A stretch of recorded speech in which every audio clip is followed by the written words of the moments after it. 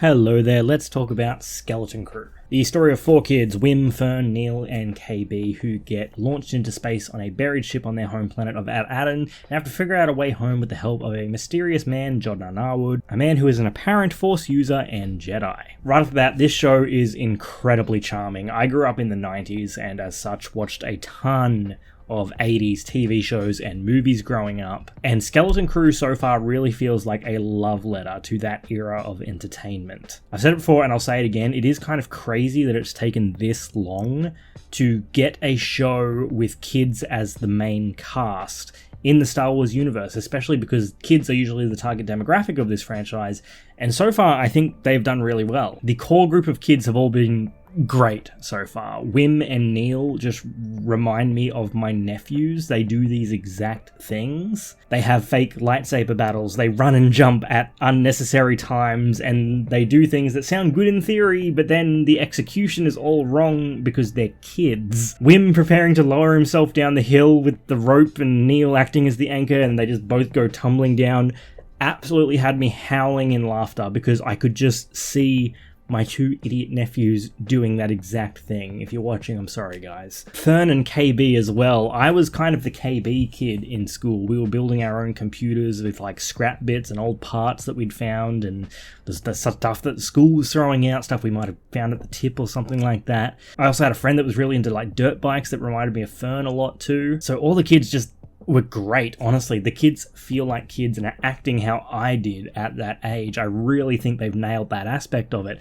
I remember going through like this locked door at school when I was maybe like 12 with a couple of friends because there was this old like wooden door with like a padlock on it in a sort of side section of the school where no one went, and we wanted to know what was in there, and so we went there, snuck out one night, and we broke the lock and we went inside exploring, and we found, you know, a couple of rooms like underground underneath the school. It was all like old stone and brick.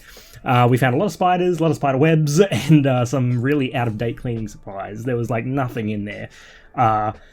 Completely and totally boring in hindsight, but at the time it didn't matter because we were like exploring the unknown, you know. We'd snuck out and we'd broken in somewhere where we weren't supposed to be, and that feeling was like nothing else. And that's what it felt like to watch these kids find the ship and go inside and get whisked off into space. It just captured that feeling so well. Just the feel of the show, the atmosphere, it just feels really delightful, like those movies that I grew up watching. E.T., Stand By Me, The Goonies. It just really captured the feeling so well to me, and combining that with Star Wars has just been a winning combination in my opinion. I really like the pirate angle that they've done so far. I like the opening scene of the pirates taking over this ship, the mutiny, this crew of oddballs, including Vane from The Mandalorian Season 3. And not so hot take / prediction, I'm sure everyone's already doing this, but we're all in agreement that Captain Silvo is probably Jude Law, right? I'm pretty sure there was no credited person for Silvo, and Jude Law was still in the credits for that episode. I don't know, I'm making the call and saying that that's him. I also really enjoyed Nick Frost as SM33. Smee, get it? He was a really great addition as well, and I feel like they always knock it out of the park with the droids, and I'm kind of upset that he doesn't have a Black Series figure because he looks really cool, and I'd really, really like one. I also like how when they get to Port Borgo in the second episode, and this Aten, they're asking about who knows where Aten is, and it's this somewhat mythical place with, you know, this treasure, and that's a great setup for why they can't just find the way home so easily, because the place they're from shouldn't exist. So it's a really another interesting mystery on top of them having to try and get home, because no one else thinks that this place exists. They're using apparently Old Republic currency, but they're also claiming to be a part of the New Republic, I think they said in the school. I'll have to go back and rewatch that part. So I'm guessing that's a lie, and there's maybe something else going on with this place because they're seemingly cut off from the rest of the galaxy in a way. They have this barrier around the whole planet that even blocks out the sky. They have like an artificial sky because the kids had never seen the stars before.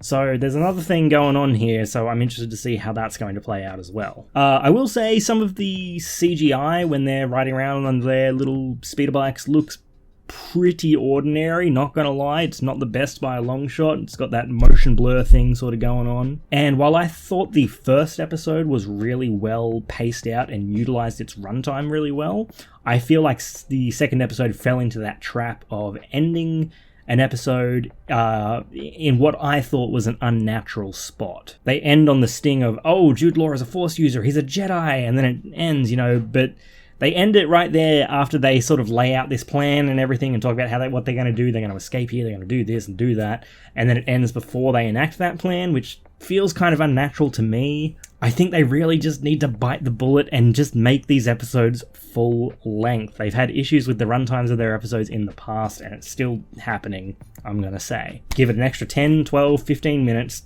do the escape, get back to the ship, blast off into hyperspace, and that's where you end the episode. That feels more natural to me, because where it did end felt a little bit more unnatural and kind of abrupt. And knowing that Skeleton Crew was originally pitched as a movie that was then turned into a TV show, you can sort of tell already just from the structure of the first 2 episodes, mainly the second one. Now, despite that, all in all, I really enjoyed this a lot more than I thought I would. I was excited when, the marketing for this show really started to kick up and in the lead up to it, but Skeleton Crew was still the show that I was I had the least amount of interest in.